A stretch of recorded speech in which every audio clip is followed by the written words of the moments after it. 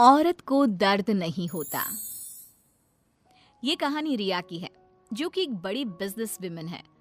उसको किसी के दर्द से कोई फर्क नहीं पड़ता। उसके लिए अपने काम से बढ़कर कुछ नहीं। ये क्या बना रखा है? ये खिलाओगे तुम उनको? माफ करना छोटी मालकिन, मैं फिर से बना देता हूँ।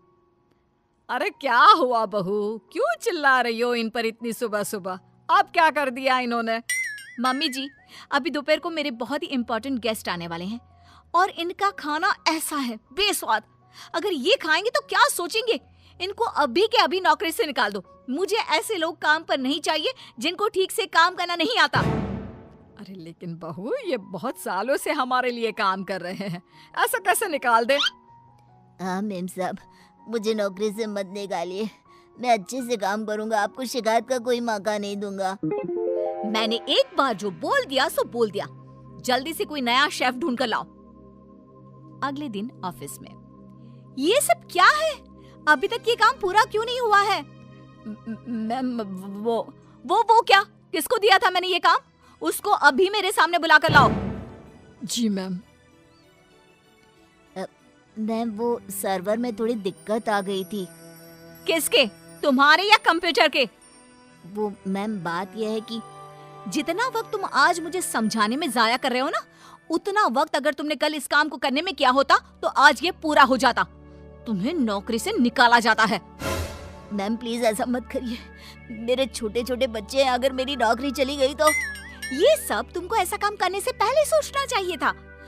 मैम मुझे एक मौका और दीजिए, मैं अभी पूरा करके लाता हूँ। ये जो मौका था, यही तुम्हारा आखिरी मौका था जो तुमने गंवा दिया। मैं और कुछ नहीं सुनना चाहती। मेरी कंपनी में तुम जैसे कामचोरों के लिए कोई जगह नहीं है। तुम्हें इस नौकरी से निकाला जाता है। शाम को घर पर, मैंने सुना आज तुमने फिर किसी को नौकरी से निकाल दिया। अरे हमारी पॉलिसी है ना, हमारी कंपनी लोगों के इमोशंस का भी ध्यान रखती है। इमोशन कुछ नहीं होता। कमजोर होते हैं वो लोग जो ऐसे काम करते हैं। और नौकरी से निकाल दिया तो इसमें कोई नई बात नहीं।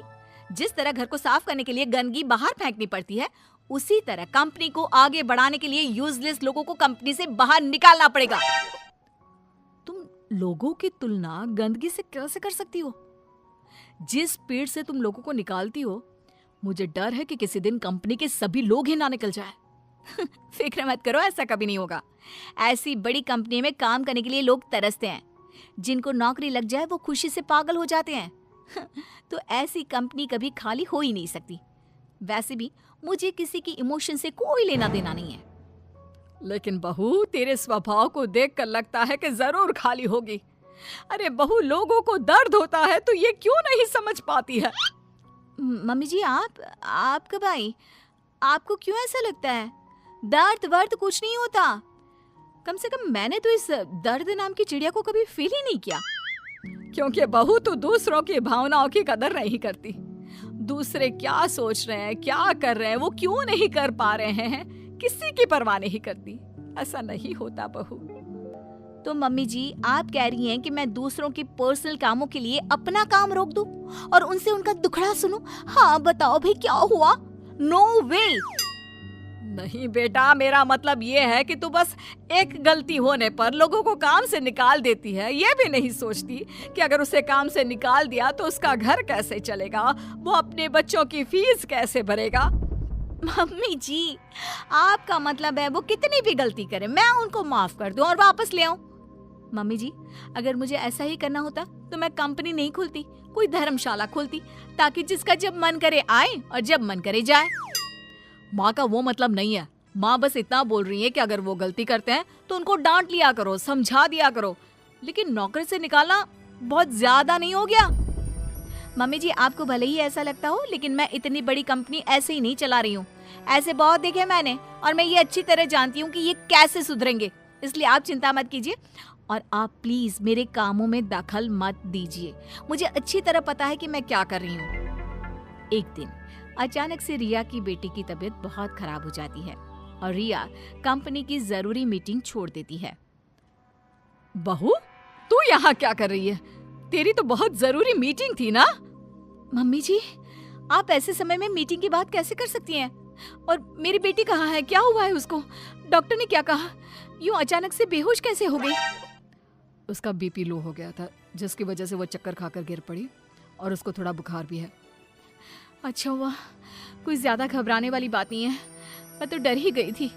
और बहू तेरी मीटिंग, उसका क्या हुआ? तुझे तो भारी नुकसान हो गया होगा।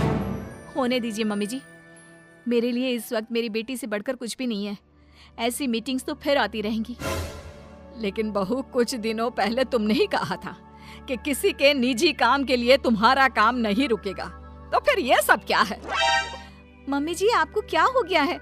ये किसी का भी निजी काम नहीं है, ये मेरा अपना निजी काम है।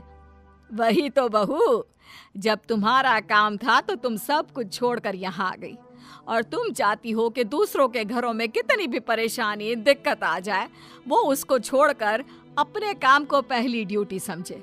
लेकिन वही चीज अगर तुम्हारे साथ हो तो तुम अपनी पहली जिम्मेदारी अपने परिवार की तरफ समझती हो, उसके बाद तुम्हारा काम। ये कैसी नाइंसाफी है? उनके साथ तुम करो तो ठीक और वो करे तो गलत। आप सही कह रही हैं मम्मी जी, मैंने ये बात कभी समझी ही नहीं। अब तो समझ गई ना? अब से उनके साथ कुछ ऐसा मत करना, उनकी भी परेशानी समझने की कोशिश करना। हाँ मम्मी जी, अब मैं सब समझ गई हूँ। मुझे अपनी गलती का एहसास हो गया है।